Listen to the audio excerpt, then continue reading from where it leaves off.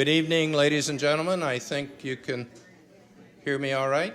Sorry to interrupt your conversations. I'm David Forsyth. I'm a member of the organizing committee for this winter lecture series, which is now in something like its 34th year.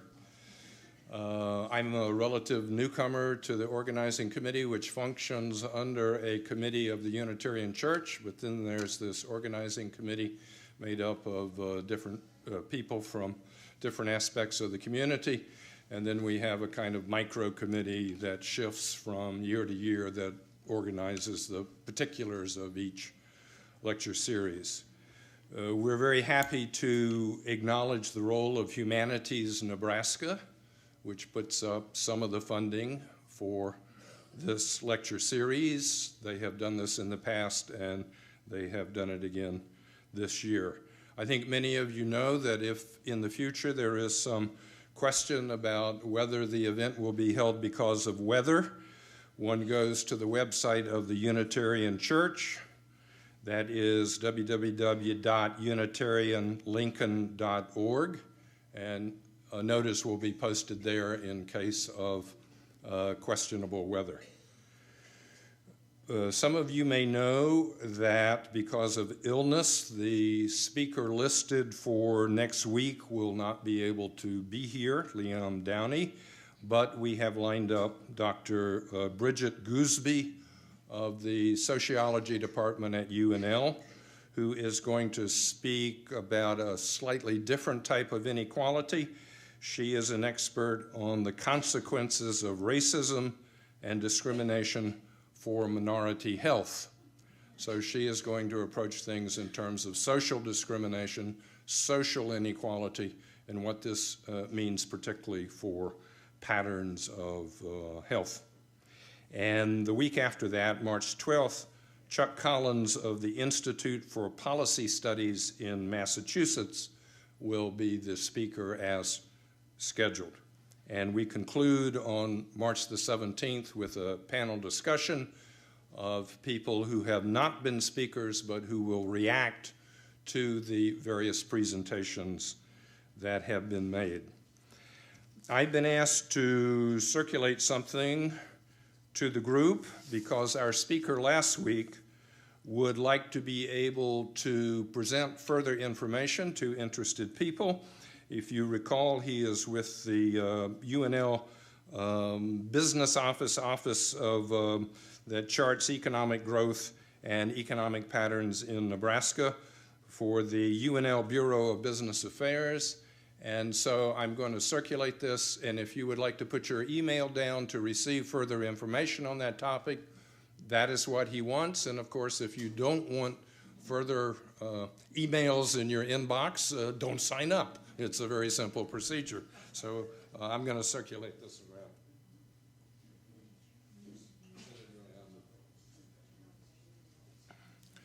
I think most of you are familiar with our format, so that the speaker has the first 50 minutes or so to make the presentation. Then we take a short break somewhere around 8 o'clock, and we come back at about 8:15 for a Q&A session, and we wrap up by 9 o'clock. So we have a first part totally at the discretion of the speaker, and then we take a break, and then we come back for Q&A. I'm very pleased to be able to introduce a colleague of mine. We are both in the political science department at UNL. Dona-Gene Barton came to UNL in 2008.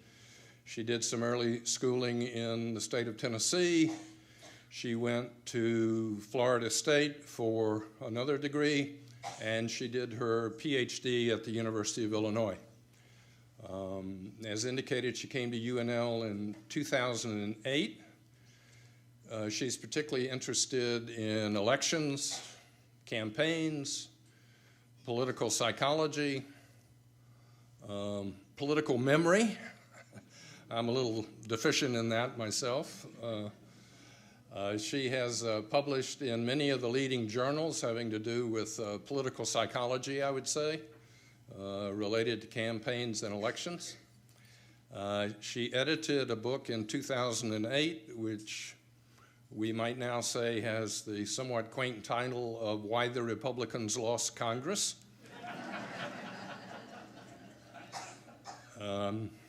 She tells me she's ready to do a sequel. So if any of you have funding for that, talk to her after the presentation. So she's very well qualified to give us some insights on the recent presidential election and the extent to which matters of economic equality and inequality may have figured in that. So with that, I introduce Dona-Gene.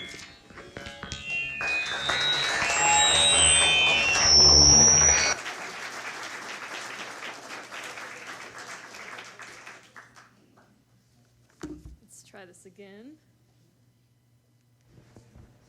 Okay, everyone hear me? Okay, great. Thank you, David, for that gracious introduction, and thank you all for being here today. I want to begin by sharing a personal... Is the volume on this good, everyone? Okay. Too loud? How about now? Good? Okay, great. I'd like to begin by sharing a personal story that I've shared this at several talks, so some of you may have heard this before. But I was talking to my mom, who lives in the state of Florida, on Election Day, and she was talking to me about how that she thought that this last-minute news again about Hillary's emails might make a difference, particularly in the state of Florida in terms of their electoral college votes, and maybe this could matter in terms of the election itself. But me being the political scientist and the public opinion scholar that I am, granted she has her own PhD, but it's not in political science. I assured her, Mom, this is in the bag. Hillary has this one. And so the moral of this story, I think, is twofold. One, always listen to your mother. And two, you might want to take my comments tonight with a grain of salt. But being the public opinion scholar that I am, and given the great crowd and turnout that we have this evening, I can't resist taking a quick poll. And with a show of hands, how many of you were surprised by the election results? Okay, so there's a number of words that we could use to describe our reaction to this election. This makes me feel better that I wasn't alone in terms of being surprised by these results. And you shouldn't be, you're not alone either. Gallup took a poll and asked people various reactions to this election. And as you can see, people were quite divided in terms of whether they were having positive or negative reactions to the result.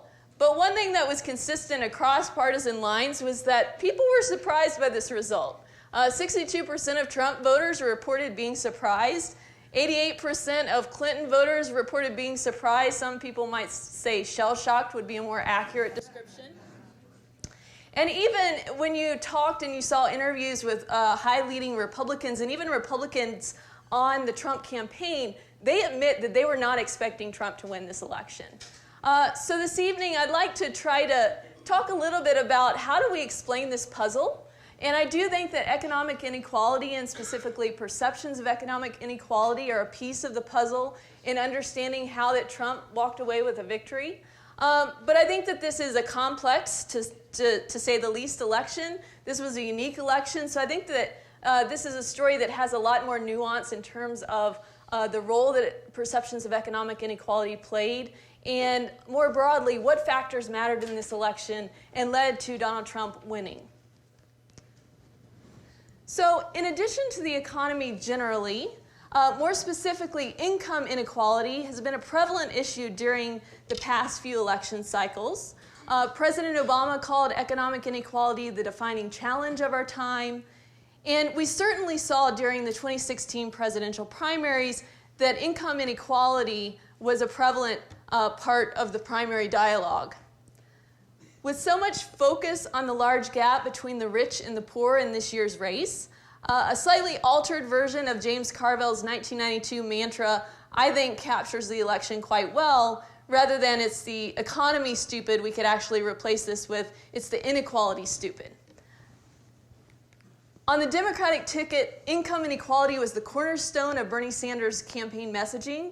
Sanders was consistently emphasizing enough is enough as he criticized the country's millionaires and billionaires, arguing that they don't deserve, in his words, huge tax breaks while children all over this country go hungry. A study by Media Matters for America showed that Bernie Sanders, both before and after his primary loss to Hillary Clinton, was a driving force of media coverage, particularly on the Sunday news shows that covered inequality and poverty. So Sanders was covered in 15 of the 22 segments that focused on income inequality, and in 8 of the 10 segments that focused on poverty. So Bernie Sanders really did bring the issue of income inequality to the election agenda during and even past the Democratic primary. And Sanders really did hold Clinton's feet to the fire on this issue during the primaries, causing her to move to the left on the subject of inequality and other economic issues such as trade. And as a result, we did see, at least to an extent, that a major part of her campaign focused on an economy that works for everyone. But perhaps more interesting, I think, this past election cycle was not the campaign rhetoric among the Democratic contenders, but the rhetoric shift that we saw among Republican candidates who began discussing income inequality. This campaign issue for the Republicans produced media headlines such as one by the Washington Post that said, "Republicans have started to care about income inequality." And this Republican strategy seemed to be to take this traditionally democratically owned issue to turn it on its head by casting the blame on the Obama administration. And this abrupt shift did not go unnoticed by the media, as various outlets started accusing the Republican candidates of doing their best impersonations of Bernie Sanders and Elizabeth Warren. Mitt Romney is one who fell subject to this criticism. As he was considering the potential of running in January of 2015, he was quoted as saying, "Under President Obama, the rich have gotten richer, income inequality has gotten worse, and there are more people in poverty in America than ever before." And let's not forget that this is the very same Mitt Romney who 3 years ago dismissed any talk of income inequality as being, quote, class warfare, and, quote, the bitter politics of envy. So clearly something fundamental changed during this past election cycle. And you saw this coming up across numerous Republican candidates as they were battling it out for the Republican nomination. You had Ted Cruz was quoted as saying, "We're facing right now a divided America when it comes to the economy. It's true that the top 1% are doing great under Barack Obama. Today, the top 1% earn a higher share of our national income than in any year since 1928. So here you have a Republican contender taking a liberal statistic and using it in their own campaign messaging. You saw this with numerous of the Republican candidates during the primaries. Rand Paul was another one who made very similar comments. And even the more moderate, Jeb Bush, said that Americans were frustrated seeing only a small portion of the population riding the economy's up ladder. So economic inequality was part of the election agenda on both sides of the ticket. This was a prevalent issue in this campaign, and yet I do think that this is a more complex issue in terms of how that this mattered for voters, which voters saw this to be a priority, and we also saw divisions in terms of what voters viewed to be the solutions and even the causes to this issue. So tonight I'd like to talk about how did we go from overwhelming, including my own predictions, that this was in the bag for Hillary. This is from Nate Silver's website on the day of the election. He had adjusted this prediction down from, I think at some point it was near 99%. On election day, he adjusted it down to 71.4%.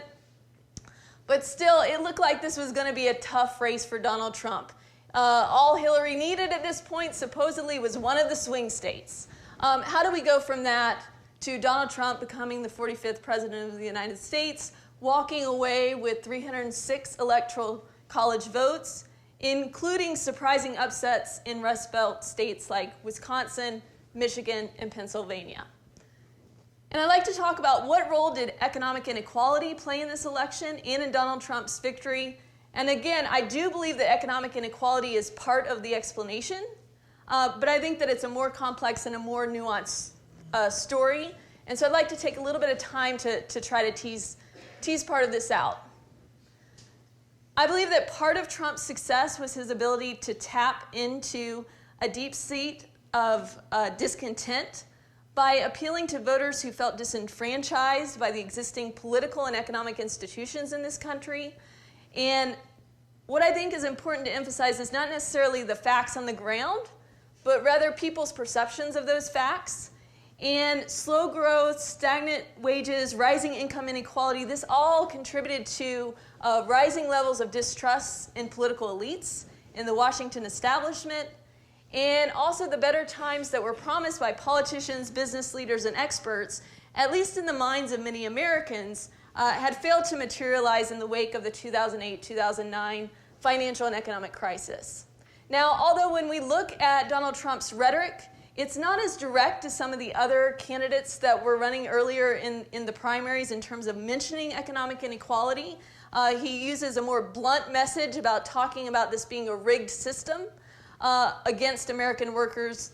And for his supporters, I think the focus on inequality has less to do with anger at the gap between the rich and the poor, and more about concerns that foreigners were going to take away U.S. manufacturing jobs and leading to lower wages. And others have made this comment in terms of analyzing this election. I think this was an election where, more than thinking about policies in terms of a left-right divide, we really did see people caring about closed versus open policies. And I think that Donald Trump was able to tap into this in terms of focusing on making America great again. This was a message that was resounding with a large portion of the American public. And I think that you see this also coming through not only throughout his campaign rhetoric, but also during his inauguration speech, where he says, "Washington flourished, but the people did not share in its wealth. Politicians prospered, but the jobs left and the factories closed." So again, I think that it's this sense of economic anxiety that people had during this election, that even though he's not specifically mentioning economic inequality, he's tapping into that discontent that people had and the feeling that they were being forgotten. So again, this is a complex story. I'm going to do my best to try to share with you some of the facts that we have in terms of things that mattered in this election. And one graph that I'd like to share with you here at the beginning to try to illustrate how that this really is a complex story is that a lot of the media was reporting on the percentage of Americans that view the distribution of wealth in this country as being unfair. And the main statistic that they would always cite is that 63% of Americans feel that the distribution of wealth in the United States is unfair. What I think is more interesting and is a more accurate portrayal of these public attitudes is looking at the longer-term trends. These attitudes have been roughly unchanged for roughly 30 years. So the percentage of people that feel this way is almost exactly the same percentage that felt that way in 1984. So even though there was a greater deal of campaign rhetoric talking about this issue in the election, people weren't really changing their attitudes on this. And also when we looked at people's views of the solutions to this issue, we saw that people had very different attitudes that were divided along partisan lines. We can also see that partisan lines divided people in terms of how much of an issue this really was. Among Democrats, 86% felt that wealth should be more evenly distributed. Only 34% of Republicans felt the same. So their views on potential solutions to this and the extent to which this was a problem really do divide along partisan lines. You can also see that there are some divides along wealth, although these divisions aren't as stark as the differences in terms of partisanship. Also, an overwhelming majority of Democrats and a large number of independents said that government needs to do something about inequality. 2/3 of Democrats said that government should do a lot to reduce the income gap. And by contrast, only 48% of Republicans felt the same. In fact, 33% of Republicans went as far as to say government should do nothing about income inequality. And 15% of Republicans felt that government didn't need to do a lot. So the partisan divide really is apparent not only in people's perceptions of the issue itself, but also in the proposed solutions to the issues. You see that Democrats were by more than 4-1 favoring higher taxes as a potential solution, whereas Republicans only by 2-1 favored cutting taxes, right? So we're very divided on what government should do, how much government involvement should there be.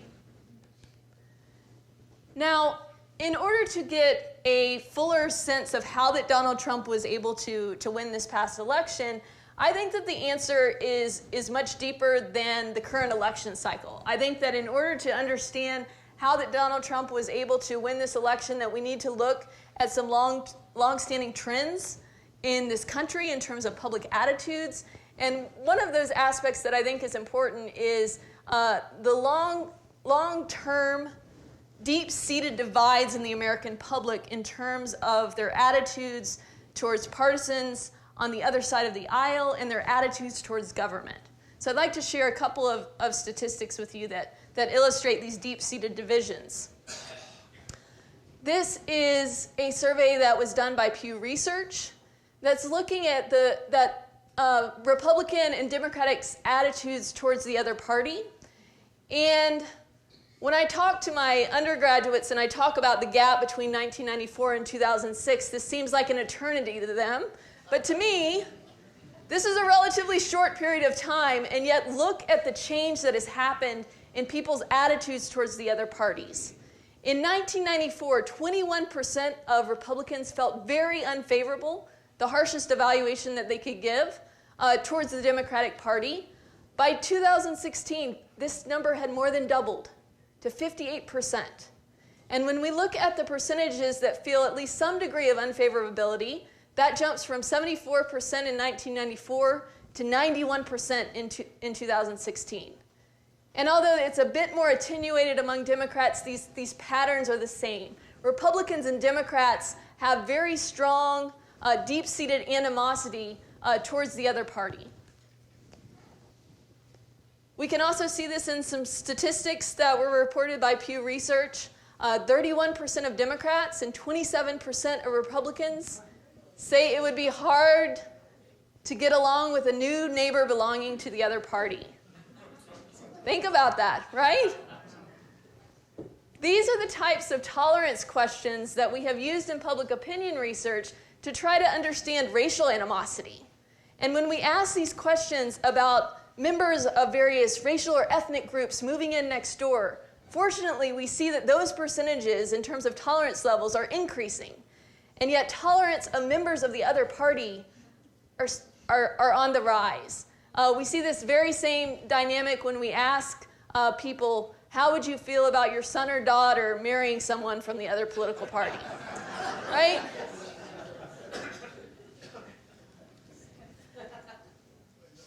%70 of Democrats say Republicans are more closed-minded than other Americans. There's no need talking to them.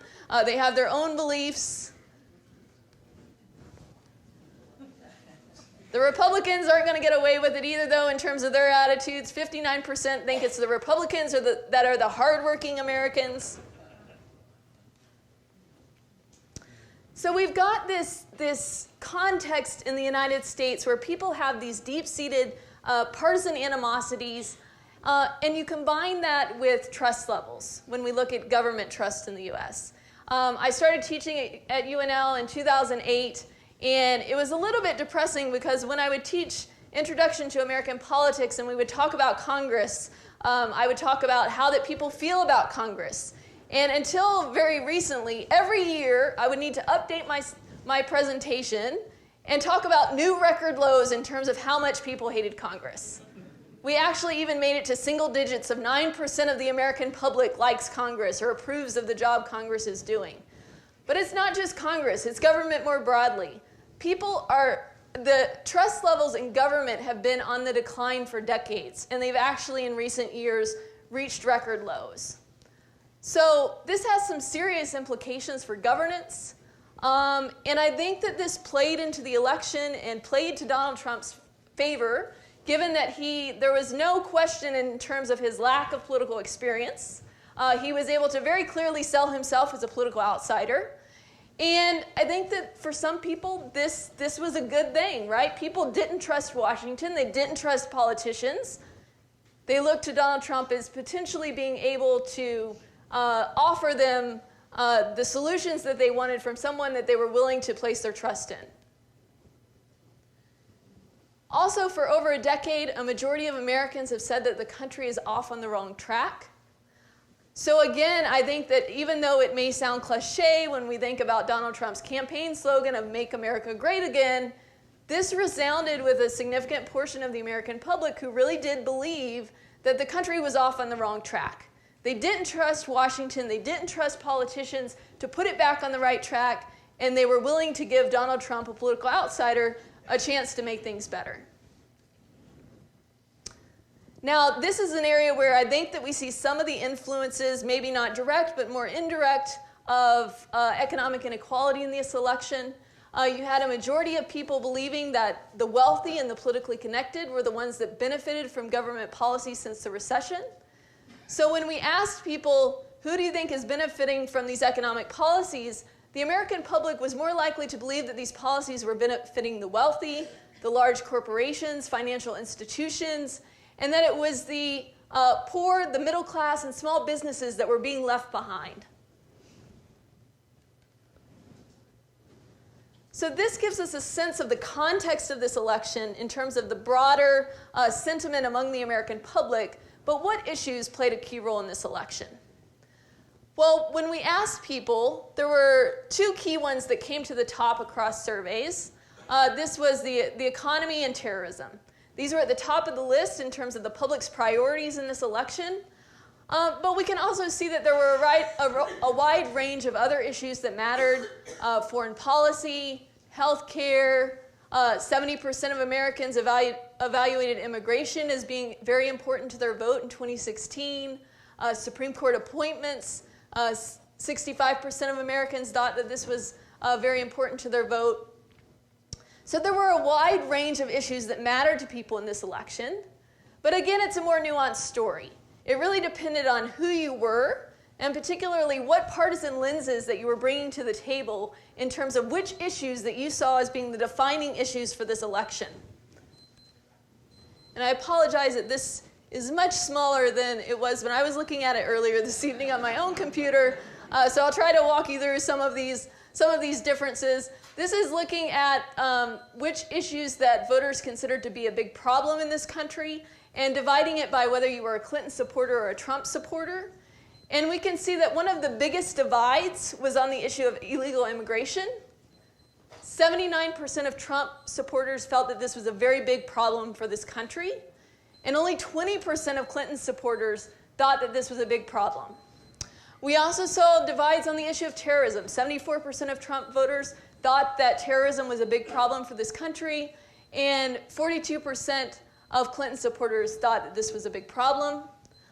But also another thing I'd like to highlight from this is that even though the economy, when we ask about priorities in this election, economy was the issue that people said was the most important problem in this election. It was the top ranked issue, with 84% of people saying that this was going to be very important to their vote. When we break it down in terms of what aspects of the economy matter to you and matter to your vote, we see again some partisan divisions in terms of the aspects of the economy that matter to people. So when you ask about job opportunities for working class Americans, you found that 63% of Trump supporters felt that this was a very important issue compared to 48% of Clinton supporters. But look what happens, and again, my apologies for the small text, when they ask about the gap between the rich and the poor. This is where you see almost a reverse and a huge gap between Clinton and Trump supporters. 72% of Clinton supporters thought that the gap between the rich and the poor was really important in this election. And I think that part of that concern is likely a spillover effect of Bernie Sanders during the primaries. But look at how that compares to Trump supporters. Only 33% of Trump supporters, when they're thinking about the economy as being an important issue, consider the gap between the rich and the poor to be a big problem in this country.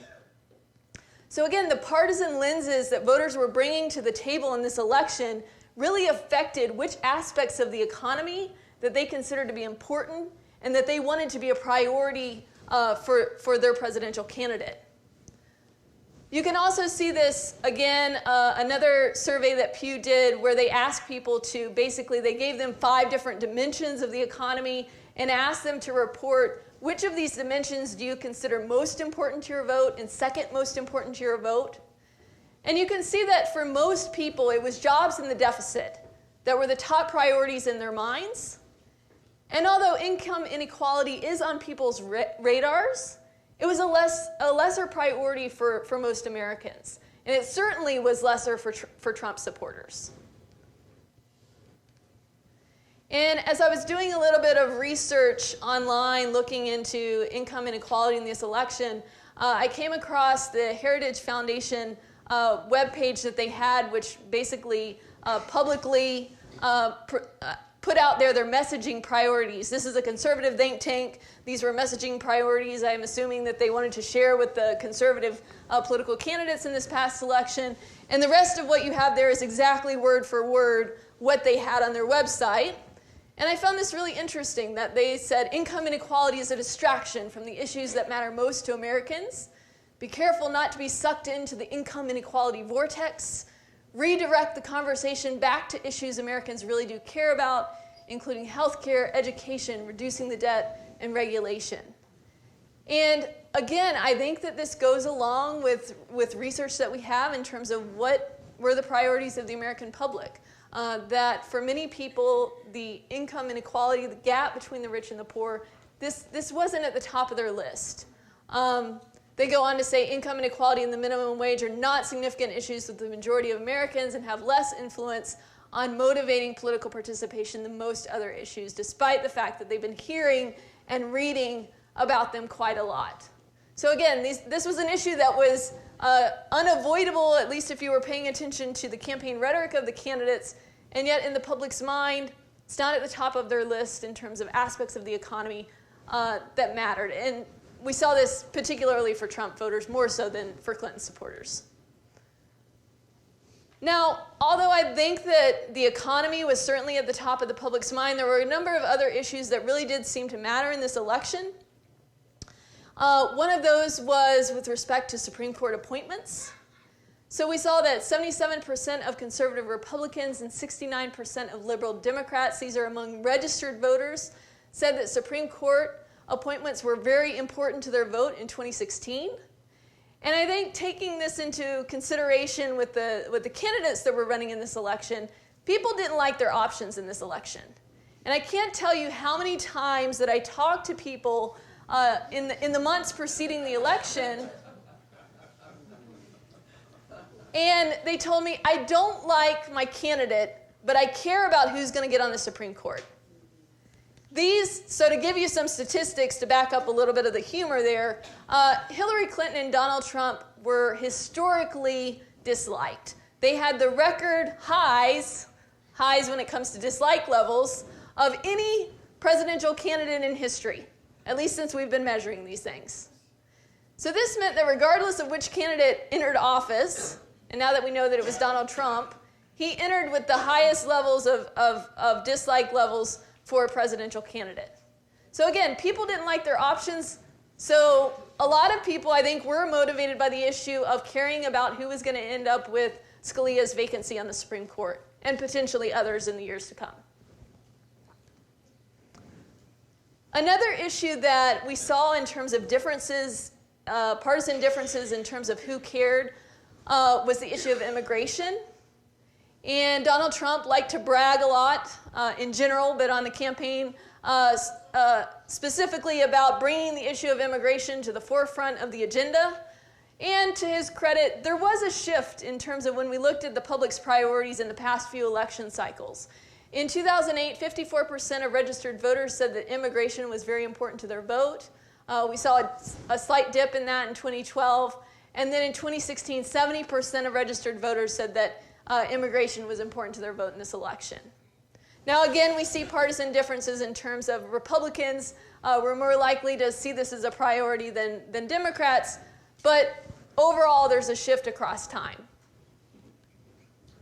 So who voted for Trump? What explains Trump's victory? Trump's vote was higher in counties with a higher share of white voters.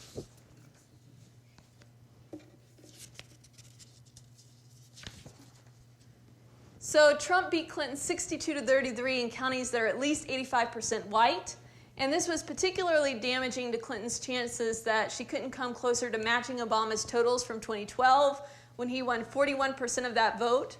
So even though Clinton actually did better than Obama in counties where at least 60% of the population was non-white, it was rarely enough to close the gap with white voters. And just to show you a graphic in terms of the Republican edge among white voters, Trump won the white vote with a 21-point margin.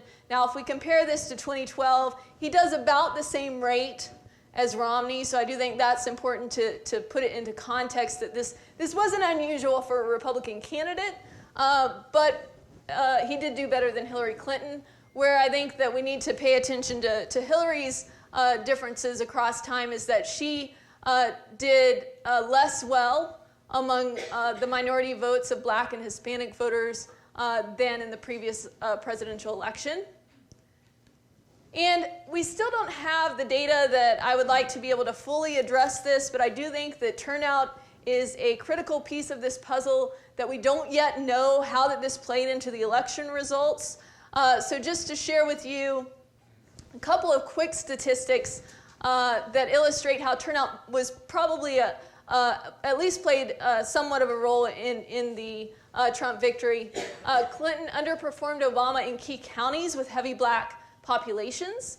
So she garnered 129,000 fewer votes in the heavily Democratic Detroit than Obama did 4 years ago, and lost the overall state by only 61,000 votes. So there goes Michigan. She also got 95,000 fewer votes in heavily Democratic Milwaukee than Obama did, and she lost the state by only 73,000 total votes. So there goes Wisconsin. In addition to doing better among white voters, Trump also did better among lower income voters. So Trump delivered big vote totals in counties where the median income was between $25,000 to $30,000 a year. He received 52% of the vote in those counties, beating Clinton by 9 points. Barack Obama won those counties by 1 point just 4 years earlier. Of course, Clinton did well in wealthier counties, but there simply weren't enough votes in those counties to match Trump's strength among the less affluent voters. Also, Trump did better in counties with more voters who were U.S. born. So although about 1 in 7 Americans are born outside the United States, there are still large portions of the country where 97% or more of the population was born in America. In these areas in particular, Trump outperformed Clinton 65% to 30%, and this was a 7 percentage point improvement over Romney from 2012. Another key area where Trump did very well in was Trump really ruled rural America. So we know that Democratic voters tend to be clustered in cities, and Clinton slightly improved upon Obama's 2012 performance in counties with more than 1 million people, but that still didn't matter because the rural vote really did come out in force for Trump, and Clinton received less than 30% of the vote in the counties with less than 20,000 people.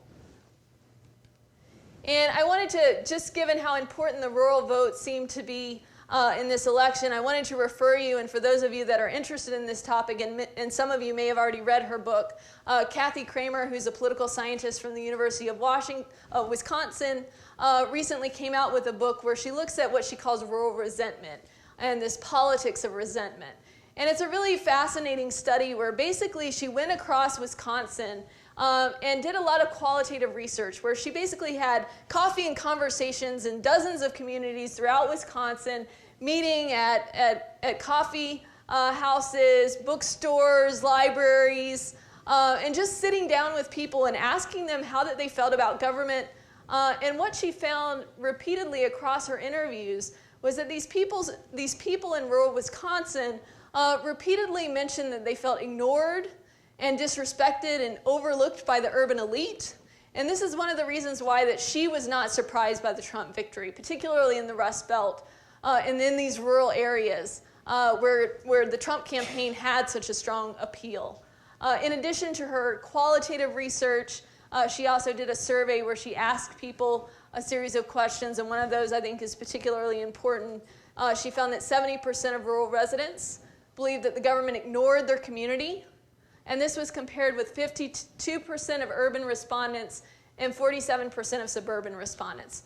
So again, I think there was something about Trump's emphasis on the forgotten portions of America that many of the people in that area, this was a message that resounded with what they were feeling. They were feeling with resentment towards urban elites, with political insiders, and I think that Trump was able to tap into this.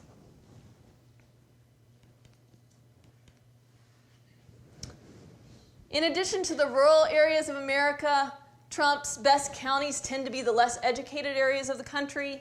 So it shouldn't be surprising that Clinton did well in the best educated counties, which tend to be overlap with urban areas and college towns. So she won 55% of the vote in counties where at least 40% of the population had a college degree. But this actually lagged Obama's performance from 4 years earlier. Trump more than made up for this margin in the least educated areas, winning 7 in 10 votes in counties where less than 20% of the population had a college degree. And that was a 9-point improvement over Mitt Romney's performance with that group. And to share a couple of visual figures for you in terms of Trump's advantage among those with less education, you can see that among all voters, that those individuals who had some college or less, they preferred Trump by an 8-point margin. And you can see that this gap really does get magnified when we look among the combination of white uneducated voters, that Trump really did see significant support among this group. And finally, in addition to the less educated, another group that played a role that often gets overlooked is that Trump ran away with what we could classify as being the American vote.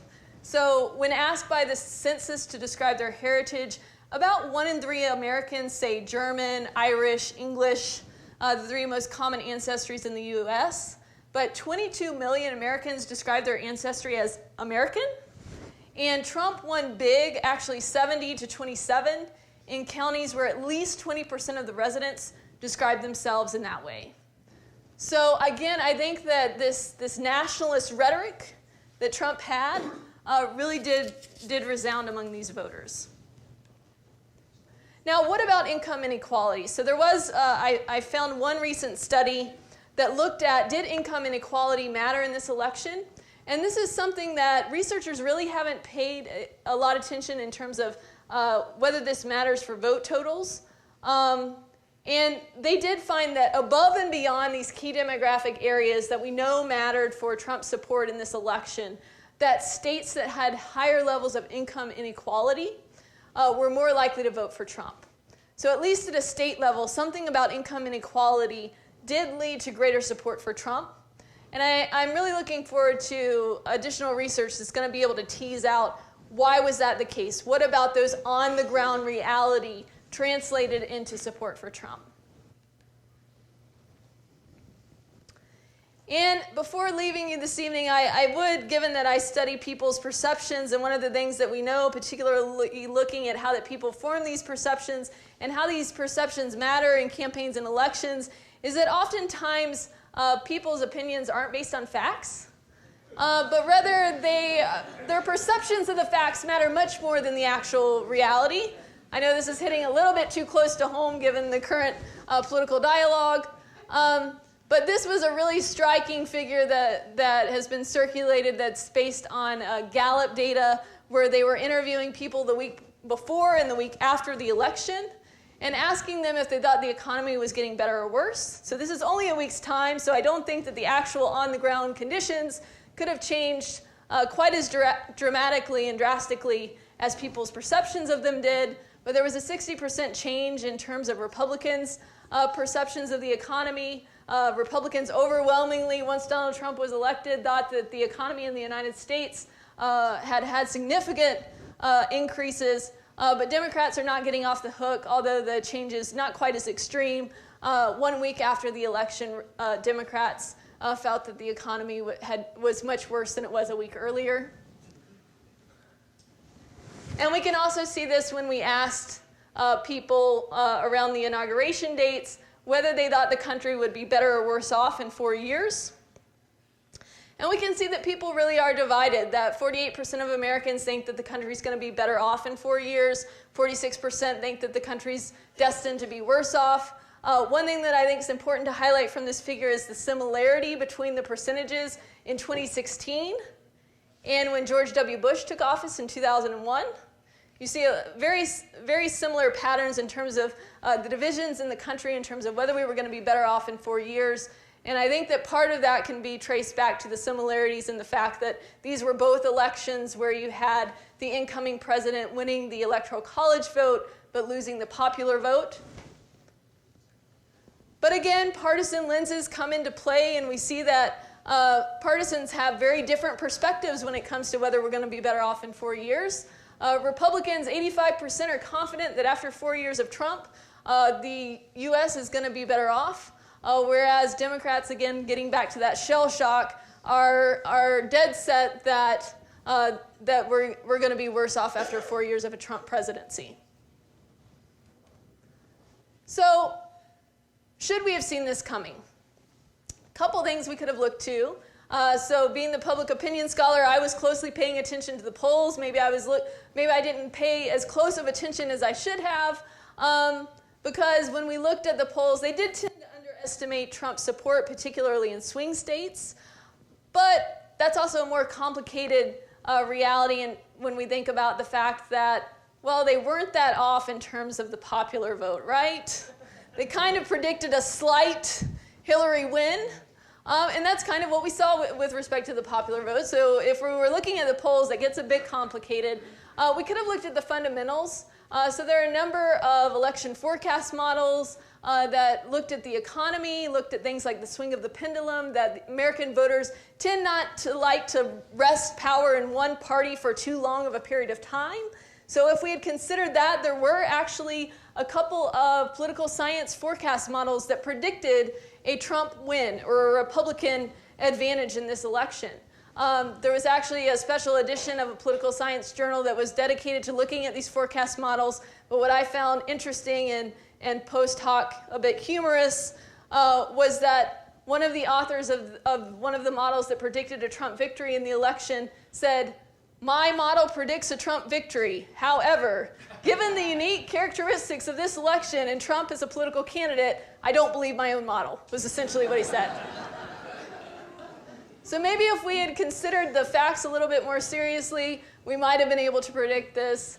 Another factor that, interestingly enough, I was paying attention to and I talked about in my public opinion class the Tuesday of the election, so before we had the results at 3 a.m. in the morning, was paying attention to the public's policy preferences. So this is Jim Stimson is a political scientist who has created a measure of what he calls the public's policy mood. And essentially the way that this is created is it takes a large number of public opinion questions and codes them to evaluate whether the public is wanting more or less government involvement in policy. So higher values are indicating a desire for more government involvement, indicating a liberal shift in public opinion. Lower values are indicating a desire for less government involvement, so a shift in conservative policy preferences. And we can see that these correspond with actual political events. Look at the shift leading up to Barack Obama's election in 2008. The public opinion mood or policy mood was moving in a liberal direction. Then we see the election of Barack Obama. So I was talking about this graph with my students and saying on Tuesday of the election, well, as we can see from this, there's a conservative shift in policy mood. So it's going to be really interesting to see how that Hillary Clinton deals with this as president. But again, if I had been considering the data more seriously, maybe I could have made a lot of money like the one political scientist that I heard about that bet the bank on the Trump victory. But alas. So with that, again, this was an election that evoked a wide range of emotional reactions. But I think one that I think it's fair to say spans partisan lines is that by the end of it, most people were happy that at least the political ads were ending. And one of the things that I study is that after some point, everyone eventually, even the political junkies, eventually reached what I call political information overload. And so I hope that the end is not the best part of this talk, but with that, I will end, and thank you very much for your attention, and I look forward to your questions.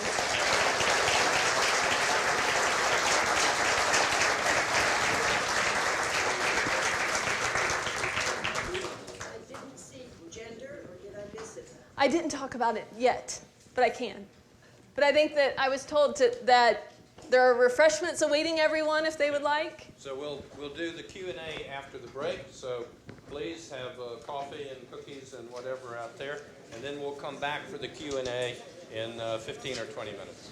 That kind of reminded me of gender right there. We have this understanding up there, and then Uh-huh. So, I had thought about it earlier, but then this came up, and I thought, and then